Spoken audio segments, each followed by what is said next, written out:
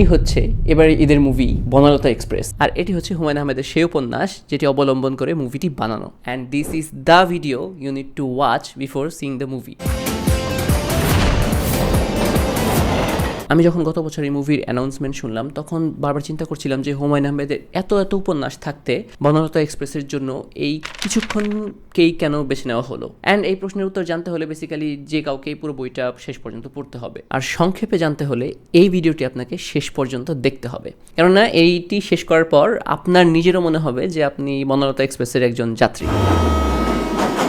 হুমায়ুন আহমেদের কিছুক্ষণ উপন্যাসটা বারবার পড়ব করেও আমার পড়া হচ্ছিল না, কিন্তু গত সপ্তাহে শেষ পর্যন্ত যখন এক বসায় আমি পুরো উপন্যাসটা বসে শেষ করলাম তখন অনেকটাই ক্লিয়ার হলো যে মুভির জন্য এই উপন্যাসকে সিলেক্ট করার মূল কারণ মূলত দুটি। তার মধ্যে প্রথমটা হলো এর সব ডাইনামিক চরিত্র, আর দ্বিতীয়টা হলো এর হোলসাম গল্প। আমরা যারা হুমায়ুন আহমেদের বই পড়ে বড় হয়েছি বা এখনো পড়ি তারা সবাই কম বেশি হুমায়ুন আহমেদের ওয়ার্ল্ড সম্পর্কে অবগত, এবং আমরা এটাও জানি যে হুমায়ুন আহমেদের সৃষ্টি করা চরিত্রগুলোর মধ্যে কিছু স্টেরিওটাইপ ব্যাপার আছে। যেমন গল্পের নায়িকা অপরূপ সুন্দরী এবং নম্রভদ্র হবে, তার আবার একটা দুষ্টু প্রকৃতির বাচাল স্বভাবের বান্ধবী থাকবে। দেখা যাবে গল্পের নায়ক আবার খুবই সহজ সরল এবং বোকাশোকা টাইপের। আরও থাকবে অতি শিক্ষিত যুক্তিবাদী এবং পিএইচডিধারী কোনো বিজ্ঞানী বা স্কলার যে অদ্ভুত কিছু কাজ করবে। এই যে এতক্ষণ এই চরিত্রগুলো নিয়ে কথা বললাম, এগুলো তোকে একটু হলেও পরিচিত লাগছে, রাইট? ওয়েল, কংগ্রাচুলেশন, কারণ এরকম প্রত্যেকটা চরিত্রই কিছুক্ষণ উপন্যাসে আছে। সো ওই সেন্সে আমার মতে this is the most Humayun Ahmed novel of Humayun Ahmed. কিভাবে?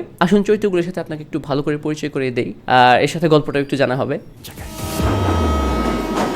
শুরুতেই পরিচিত হওয়া যাক এই গল্পের নায়িকা চিত্রার সাথে, যার মধ্যে হুমায়ুন আহমেদের টিপিক্যাল নায়িকা চরিত্রের সব বৈশিষ্ট্যই আছে। সে অনেক সুন্দরী, স্বল্পভাষী, কিছুটা ইন্ট্রোভার্ট এবং অফকোর্স বিশ্ববিদ্যালয়ের ছাত্রী। সে ট্রেনে করে যাচ্ছে তার মামা বাড়ি, কারণ তার মামার শরীরের অবস্থা খুব একটা সুবিধার না। তিনি তার ভাগ্নিকে প্রতিষ্ঠিত অবস্থায় দেখে দুনিয়া থেকে বিদায় নিতে চান, তাই অনেকটা নিজের ইচ্ছা অনিচ্ছার কথা চিন্তা না করেই বিয়ের জন্য চিত্রাকে যেতে হচ্ছে। আর এত সুন্দরী নায়িকার যদি একটা এক্সট্রোভার্ট, বাচাল এবং দুষ্টু স্বভাবের বান্ধবী না থাকে তাহলে কি আর হয় নাকি? ইন্ট্রোডিউসিং লিলি, এবং তার মধ্যে একটু আগে বলা সব বৈশিষ্ট্যই আছে। অ্যান্ড অফকোর্স সেও পরিণতি সুন্দরী, জাস্ট সে দুষ্টু কথা বলে চিত্রাকে ডিস্টার্ব করে খুব মজা পায়। সহজ বাংলায় বলতে গেলে যার কথাবার্তার কোনো ব্রেক নাই, লিলি চরিত্রটা অনেকটা এরকম। যাই হোক, গল্পে লিলি তার প্রভাবশালী মামার ক্ষমতাকে ব্যবহার করে চিত্রার জন্য ট্রেনের স্লিপিং বার্থের একটা টিকিট ম্যানেজ করে দিয়েছে, এবং ব্যাপারটা নিয়ে সে খুবই প্রাউড ফিল করছে। যদিও চিত্রা ট্রেনের যে সিটটা পেয়েছে তা নিয়ে সে একদমই খুশি না, কারণ সে চেয়েছিল স্লিপিং বার্থে করে সে একাই যাবে এবং অন্য সিটটা ফাঁকা যাবে, যেন সে একটু আরাম করে কমফোর্টেবলি ট্রাভেল করতে পারে। কিন্তু বার্থে ঢুকেই সে দেখে যে লুঙ্গি পরা এক বুইরা বেড়া বার্থের অপর সিটে বসে আছে এবং ইচ্ছা মতো সিগারেট খাচ্ছে। এখন এই লোক আবার কে? Introducing professor Rashid Uddin. এই প্রফেসর রশিদ হুমায়ুন আহমেদের আরেকটা স্টেরিওটাইপ চরিত্র, যিনি একজন স্কলার। শুধু স্কলার বললেও কম হয়ে যায়, পৃথিবীর সেরা 10 জন ম্যাথমেটিশিয়ানের মধ্যে তিনি একজন, এবং রামানুজনের সাথেই তার নাম উচ্চারিত হয়। বাট স্যাডলি তার ব্যাপারে কেউ জানে না।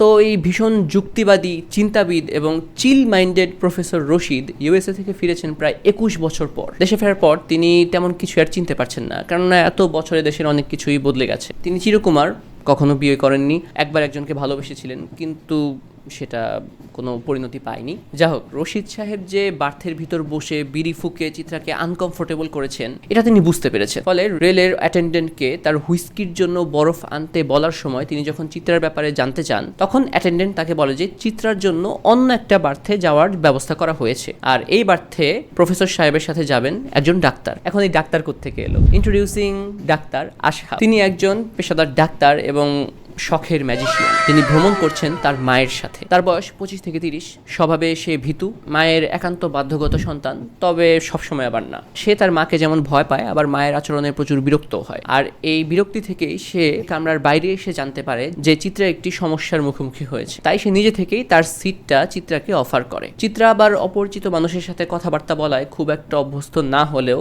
আশাবের সাথে টুকটাক কথাবার্তা বলে চিত্রা।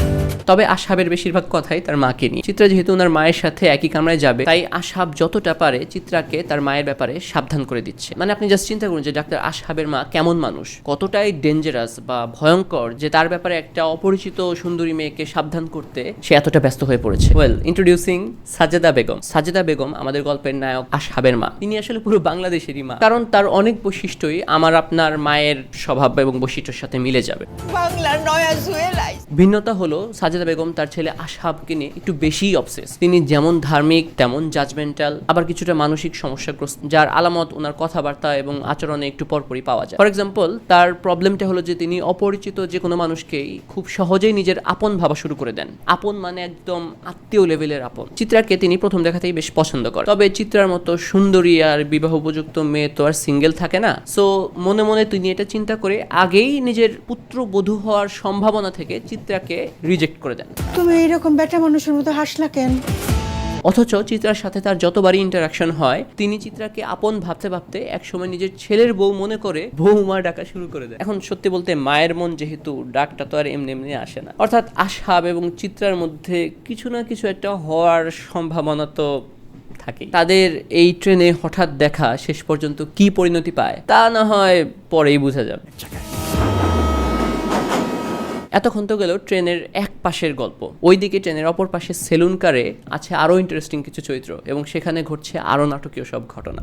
ইন্ট্রোডিউসিং AKK ওরফে আবুল খায়ের খান। তিনি বর্তমানে দেশের স্বরাষ্ট্রমন্ত্রী। নিজের সুন্দরী বউ, নববিবাহিত শ্যালিকা এবং তার স্বামীকে নিয়ে ফুল পার্টি করে তিনি সেলুন কারে ভ্রমণ করছেন। তবে এই এত এত আয়োজন আর আমেজের মধ্যেও তার মনে একটা চাপা টেনশন কাজ করছে। কেননা কিছুক্ষণ আগে তিনি জানতে পেরেছেন যে তার মন্ত্রিত্ব চলে গেছে এবং তার ছেলেকে পুলিশ গ্রেফতার করার জন্য খুঁজছে। তিনি অলরেডি কয়েকটা জায়গায় ফোন করে তার মন্ত্রিত্ব যাওয়ার ব্যাপারটি কনফার্মও করেছেন। তবে এই বিষয়টি তিনি তার ওয়াইফ সুরমাকে জানাতে পারছেন না। এরকম মুহূর্তে বিষয়টি কিভাবে জানাবেন তা নিয়ে তিনি ভীষণ টেনশনে আছেন। এই সুযোগে সুরমার সাথেও পরিচয় হওয়া যাক। সুরমা আমাদের গল্পে মন্ত্রী মহোদয়ের ট্রফি ওয়াইফ এবং তার চরিত্রটি মোটামুটি প্রেডিক্টেবল। কেননা বাংলাদেশের একজন মন্ত্রীর ট্রফি ওয়াইফের মধ্যে সুন্দরী হওয়া ছাড়া আর যেসব গুণ থাকাটা খুবই স্বাভাবিক, সুরমার মাঝে তার সবকিছুই আছে। যেমন নিজের স্বামীর ক্ষমতা অপপ্রয়োগ করার মানসিকতা, মৌজ মাস্তি আর ফুর্তিতে ডুবে থাকা, সাধারণ মানুষকে মানুষ মনে না করা এবং বিপদে পড়লে নিজের চরম স্বার্থপরতার পরিচয় দেওয়া ইত্যাদি। সো